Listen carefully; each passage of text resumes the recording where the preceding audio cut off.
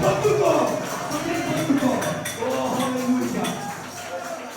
దేవానికి స్తోత్రం రాజా. యేసయ్యానికి మహిమ. నీకే నీకే నా ఆరాధన. రెండు చేతులు పైకెత్తి ఉన్న స్థలంలోనే రెండు చేతులు పైకెత్తి ఆయన స్తుతించాలి.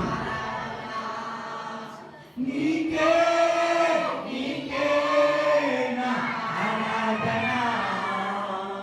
నీకే నీకే నా ఆరాధన. అత్యున్నతమైన దేవానికే ఆరాధన. 10,000లలో అతి శ్రేష్ఠుడా